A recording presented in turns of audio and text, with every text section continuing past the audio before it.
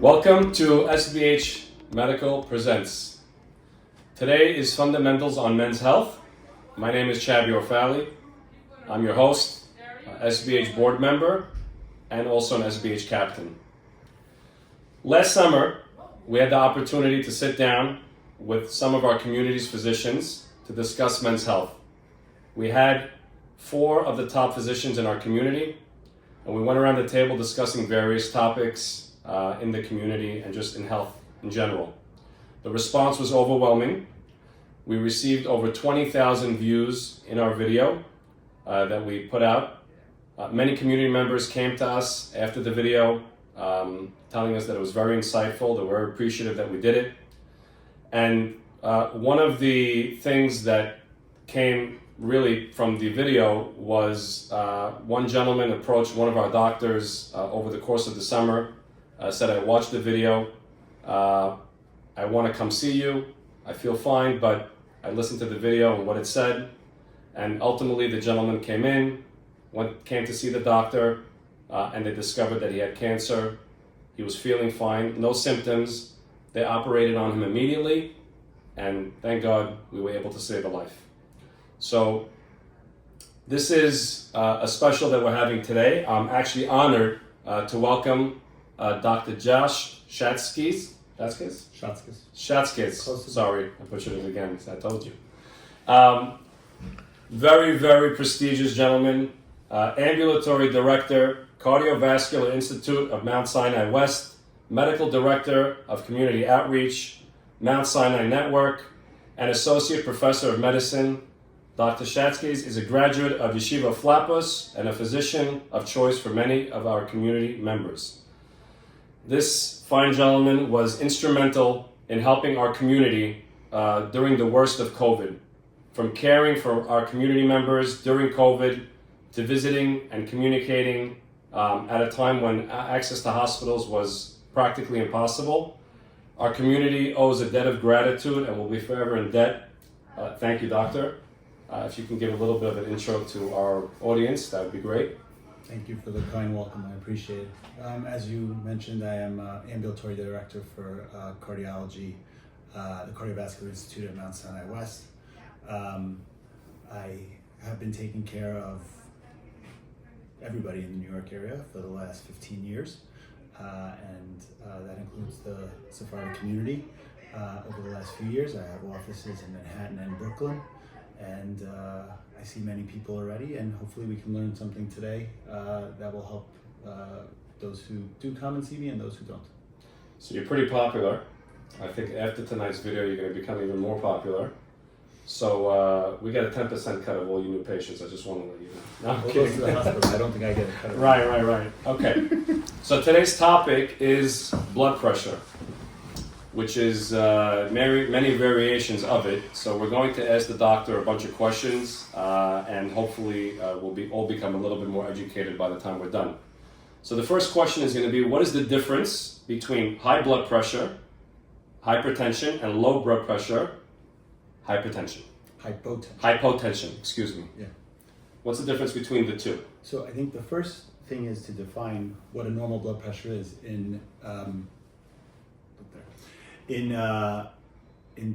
today's American society, a lot of people think I'm okay if I'm 130s, 140s.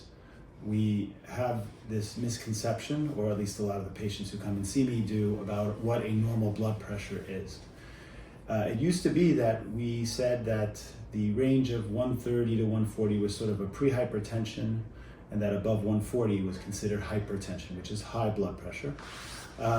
And that has changed in the last few years in terms of the recommendations of the various societies, etc., where even above 130 is considered hypertension, high blood pressure. Why is this important? Because high blood pressure is a risk factor for cardiovascular disease, which is all the things that none of us want to have: heart attack, stroke, peripheral vascular disease, which is blockages in your legs. So hypertension is something you very much want to avoid. Hypotension is low blood pressure and is something that most of us don't usually encounter. It's usually caused by something else. The only point I want to make about hypotension is that there is no normal. For example, petite 5-foot woman might walk around with a blood pressure of 90/60, and that is a completely normal blood pressure for her. Whereas if I was 90/60, I might be dizzy and feel like I'm going to pass out. And so everybody's different. We don't usually worry about hypotension on a routine outpatient visit. Hypotension is usually a problem when somebody's sick. So when somebody has a very bad infection or is dehydrated, or let's say they're bleeding, somebody has, let's say, a bleeding ulcer, that's when hypotension comes up. Otherwise, and that's usually something where your doctor is dealing with it urgently. And so the bigger issue for day-to-day management and for what patients should be concerned about for their heart health is controlling hypertension, which is high blood pressure. If somebody is diagnosed with high blood pressure, how often should they be checking their blood pressure just to see if they're kind of like in line with where they should be? So the first thing is to note that high blood pressure, some people go to the doctor and they get very anxious and they check That's a their big blood thing in the pressure. community. Sorry to interrupt. Like going to the doctor, getting someone to go to the doctor, I am or even familiar. them saying I am that familiar with this they have an concept. issue Yes. is like taboo. It's Yes. like, that's what we're trying to do over here. And being anxious about going to the doctor is not exclusive to the Sephardic Jewish community, but it is common. Hypertension can often be found in a doctor's office. And the first thing that I usually do for my patients, unless it's really, really, really remarkably high and the patient is symptomatic in the office, if I'm meeting somebody anew, is I tell them, I need you to go home, I need you to buy a blood pressure cuff, and I need you to check your blood pressures at home so that we can see what you're like when you're not in a doctor's office and In a scared. normal environment. Right. And the way to check your blood pressure at home, let's just carry on with that thought for a second, is that you should be sitting just like this. And ideally, it shouldn't be after a heavy meal. It shouldn't be after an argument with your spouse or one of your kids. It shouldn't be when you're running into the house or when you're running out of the house to go daven and I'm saying, I'm gonna just check it quickly because I gotta go, or maybe you're running out for work. It should be when you're calm, relaxing, sitting there for about 10, 15 minutes, watching TV or reading a book. Stick the cuff on, check a blood pressure. The first thing I always do for my patients is tell them, go home, I'm giving you homework and check your blood pressure for the next few weeks. Bring me a log and let's review that log or that diary, and then we'll decide if the blood pressure is high. Once we determine that a patient does have hypertension, that's when we start to have a dialogue about whether we're going to go with lifestyle changes or with medications, pharmacotherapy. And that can be individualized. And if you have specific questions, we can try to address that. But that's where the next step goes in management of high blood pressure. Because people have a tendency to avoid doctors, even though we love you, what are some of the symptoms of someone that has high blood pressure that would kind of like wake them up and say, you know what, let me go to the doctor, I'm starting to feel whatever. What are some of those symptoms that are general with high blood pressure? So I promise this is not me fishing for more patients. Hypertension is a silent killer. So you may not know that you have hypertension for many, many, many years, which is why routine checkups with at least a primary care doctor are important once a year or so, because ideally they would pick up if you're having high blood pressure. High blood pressure doesn't usually cause symptoms until it's actually causing a very significant problem. So people who have very, very, very high blood pressure may sometimes show up with complaining of frequent headaches or some vision changes, or they might have things like chest pain and shortness of breath. But those situations are the exception to the rule. Most of the time I pick up high blood pressure, it's in a completely asymptomatic man or woman who just came for a checkup or who is coming for an additional opinion from a cardiologist after their primary care doctor has identified some degree of high blood pressure in them. Scary, silent killer. What are some of the typical symptoms of low blood pressure, hypotension? So going back to that, usually when you're talking about low blood pressure, you're talking about a sick patient. Again, if somebody who's watching this is like, hang on, my blood pressure is 90/50 all day after day, does that mean I have hypotension? I want to reiterate that it doesn't. It doesn't mean that. Hypotension is as you're either losing blood or you don't have enough fluid in your body, maybe because you got dehydrated or you got sick and so you're not able to maintain your blood pressure. You're usually a sick patient with low blood pressure, so you're going to be dizzy, God forbid, passing out, You might have any of the stuff that scares all of us, chest pain, shortness of breath, because you're just not getting enough blood to your organs. So that is a situation where you're actually sick and you're probably calling for a Hatzalah for the reason that you know something's wrong. Right. Does this affect or impact men and women differently? High blood pressure, low blood pressure, are there different like signs or? No, not really. I'm sure there's some data out there about the differences between men and women, but generally speaking, I treat men and women the same on this particular topic. Again, because you can be very much asymptomatic. There are some ethnicity differences, which doesn't really come into play on today's talk about how people are responsive to blood pressure.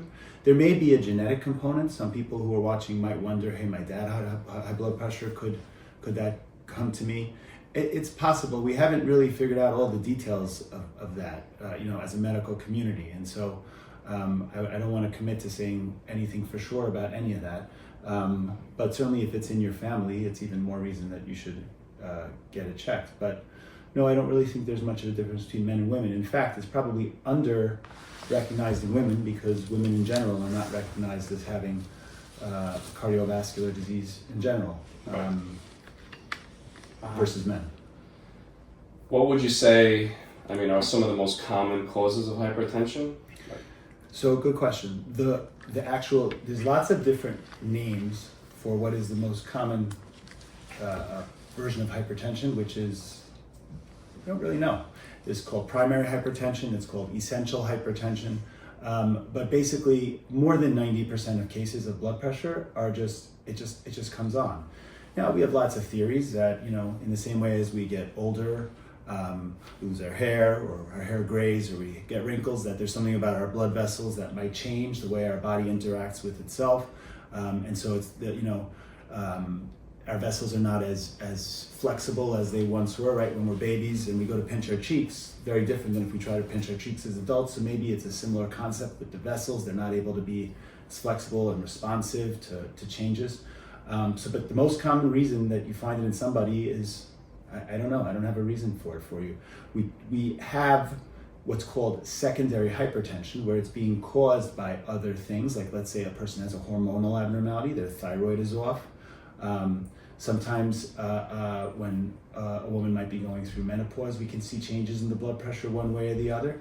Sometimes there are other hormonal abnormalities that are related. Sometimes it can be related to things like autoimmune disease, like things like you may have ever heard of lupus. But the most common reason and the most common patient to walk in the door with high blood pressure is because they've just developed high blood pressure at this age. It's usually in people as they get older. There are cases in people where it happens younger, and in those cases as a doctor we go looking for some of those odd reasons like hormones or autoimmune disease. But a 50-year-old man that walks in the office and suddenly has high blood pressure, I'm not going and searching for weird stuff. That's a regular Tuesday and about 15 patients. Wow.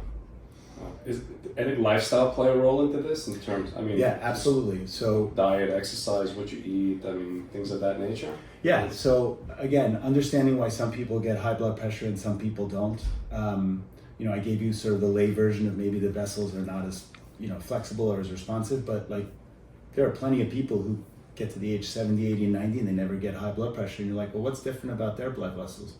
And is it something that's just genetic, or is there something about their body habits? So good question. Is there lifestyle things you can do? Usually if a person is heavier or is out of shape, things like diet and exercise definitely make a huge difference. And we started this conversation by talking about when somebody comes to my office, what do I do?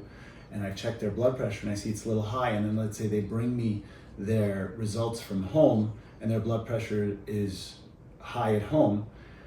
The first thing we do is we talk about lifestyle changes. So exercise does lower blood pressure. Even if you don't lose weight, the act of doing cardiovascular exercise does lower the blood pressure on average a few points. Obviously losing weight, if you are a person that's overweight, even a little bit, that can lower the blood pressure as well. A key point that is a big problem in the entire Jewish community, but particularly the Sephardic Jewish community, is salt is your enemy. The enemy of blood pressure patients is salt. In fact, I saw a patient today who finally listened to me, cut out the salt. Her legs had been swelling on and off for about a year and a half. Her blood pressure was tough to control. She finally listened to me. She did not want to go on meds. She cut out her high blood pressure. The swelling is completely gone. Wow. And she does not currently need medications. And so lifestyle changes is always my first preference. And when somebody comes to me, and I mentioned before sort of that 130s, 140s range, that's considered sort of this mild hypertension. I always start with lifestyle changes first. I try to give the individual, as long as they've not had any major complications like heart disease or stroke that's been discovered yet, I say, let's take the next few months. Let's focus on losing weight. Let's focus on exercising. Let's focus on cutting our salt.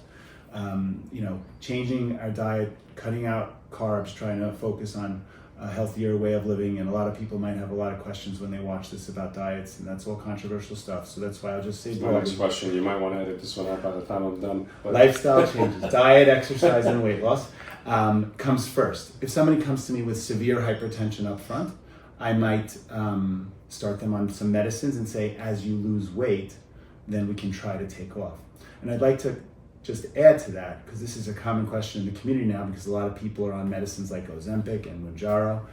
Took the words out of my mouth. And Wegovy. And so, in fact, today, 2 patients who came to me, they both, one she lost more than 20 pounds, one person has lost more than 40 pounds. Both of them today, I said, let's start trying to come off your blood pressure medications and see how you do, because their blood pressure has come down significantly as they've lost weight, and we're going to try to get them off their meds. I don't make any promises to my patients, but as people lose weight, we do see blood pressure come down. But there are people who are very thin, very much in shape, that develop high blood pressure. It's frustrating to them. We don't usually find a reason for it, and they're on medicine. And I wish I had a better answer for that, but sometimes you just have to accept that you need to go on some medication, no matter how hard you try to fix it with lifestyle. And I think that's one of the great mysteries of blood pressure. One of the questions here is, what roles does genetics play in determining blood pressure levels? And we know a lot of people that family history with heart and family history with. Does the same apply with blood pressure? I mean, from what you've seen? I think I'm not a basic science researcher. There is probably some component of genetics to it, but it's going to be a mix. It's going to be a mix of nature versus nurture, what you were given by your parents genetically, but it's also about what you eat and how you treat your body and how you exercise. And I definitely think there's a component to that. And if you know that your parents have high blood pressure, everybody should be getting an annual checkup with a primary care doctor anyway. I was just about to say that if you know that there's the history there, then it's kind of like, okay, wake up and do what you have to do, just to make sure that you don't end up in the same situation. And I don't want people to stress or be obsessive about it, but a blood pressure machine is about $40 on Amazon. And so if you don't want to go to a doctor and you just want to check it at home, you could pick one week and say, you know what, this week I'm going to keep an eye on my blood pressure. I'm going to check it because I have to decide if this is something that's going on or not. And I tell people, I genuinely don't want you to be obsessive about this, but what week or 2 before you come and see me, I'd like you to check your blood pressures, especially if I'm managing their blood pressure already, because I'd like to see what's going on at home. Because a lot of people do get very stressed when they go to their doctor. And I try not to make decisions. If any of my patients are watching this, they've undoubtedly heard this, that the blood pressure you give me in the office is a tree. I would really prefer a forest of data and not make a decision based on one. You're wearing these clothes today. That doesn't mean you're going to wear them for the next 2 weeks. And so we like to get data of what's happening in a day of the life of the patient, day after day, what things are like. And getting some readings from home is much more relevant to me than just Really? a single reading in the office. I try to be nimble about that. If somebody comes in and they're 170 over 90 and they're sitting there completely asymptomatic, they likely have some degree of high blood pressure going on at home also. But if somebody's sitting there at 138 or 146 and it's a mild high blood pressure, it's certainly within the realm of possibility that they're 110, 120 when they're not around the doctor. And that's called white coat hypertension. Even though I don't wear a white coat, I seem to trigger that in a lot of people. And so, it's where having a good conversation with your doctor is important, so that you understand a little bit about, what's going on with your body and the possible ways you can address it. I'm lucky now. My doctor is amazing. So when I go to him, I'm at peace. I'm calm. I'm not nervous. So I guess when they do the reading there, they say it's good. Then I assume it's good. Yeah. I hope it's good. You hope it's good. But okay. So we discussed this, but like long-term health risks associated with untreated hypertension. Yeah. As we said, it's a silent killer. Hypertension is it's one of the main factors in all the stuff that scares us, right? Heart attack, stroke, kidney disease, peripheral vascular disease, which is when you have blockages in your legs. That's a pretty bad list right there of all the things you don't want. Controlling blood pressure definitely helps prevent those things. And if chas v'shalom somebody does ever have a heart attack or a stroke, one of the main things we try to do afterwards is make sure that we have a clear plan for controlling their blood pressure. Is generally that triggered on by high blood pressure? Like a heart attack or stroke, it would be generally triggered by high blood pressure?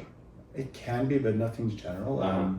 Perhaps we'll do another talk one day and we can talk about for example, a heart attack and cardiovascular disease and understand that a little bit better. Right. But it's possible that somebody, there's the old story of somebody goes out and shovels snow in the morning and the man is shoveling snow and has a heart attack, and that's a very common thing.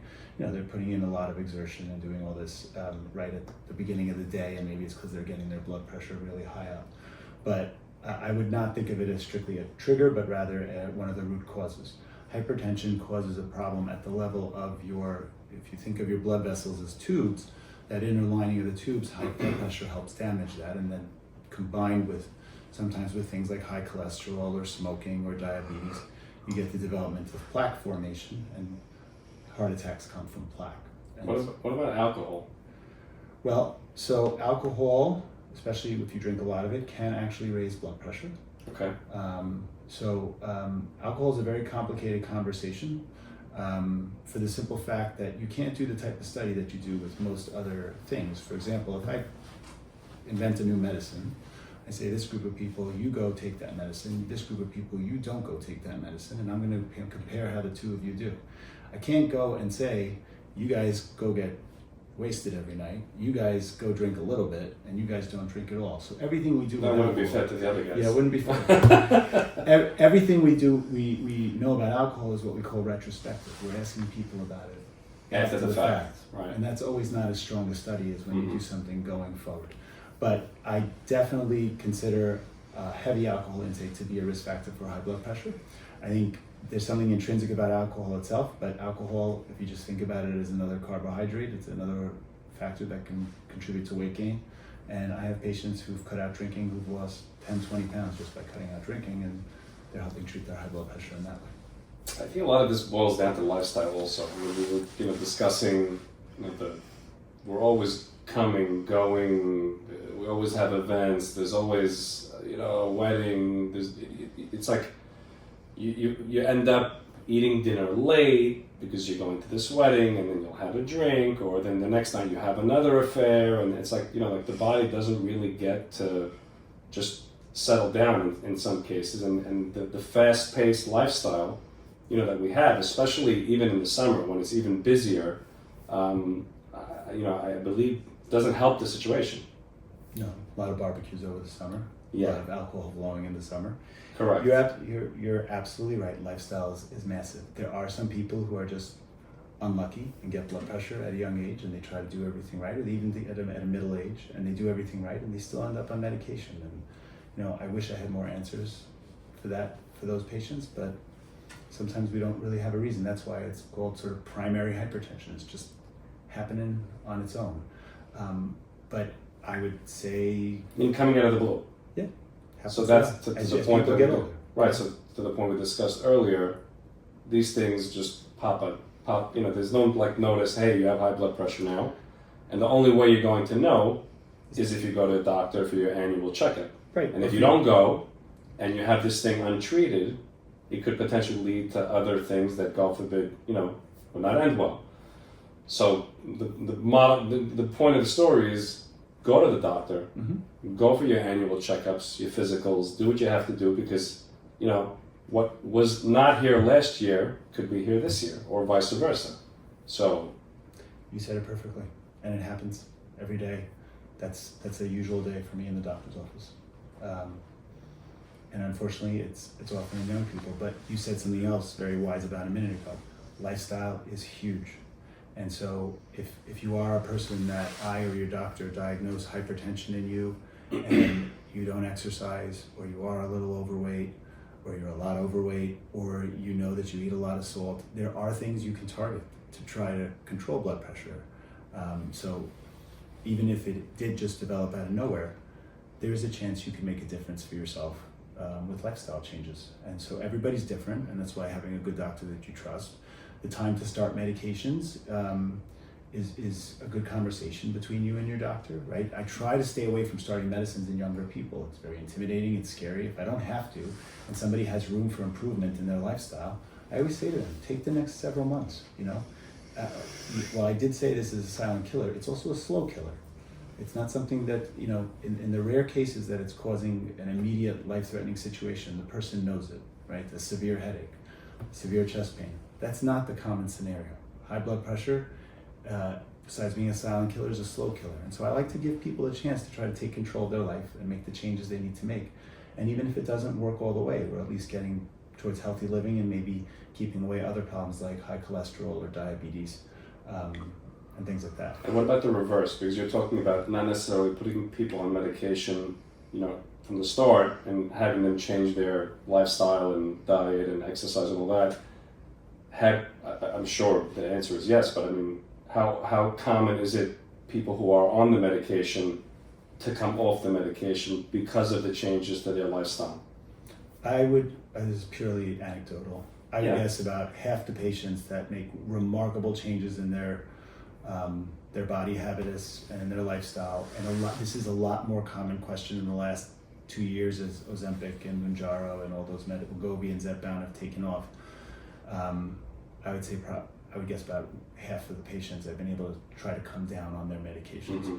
And maybe that'll continue to evolve. Before these, medications with weight loss, it wasn't so common that people came in and lost 10, 20 pounds in response to me trying to encourage them to change their lifestyle. That was the exception, not the rule. It is much more common now that people are losing weight.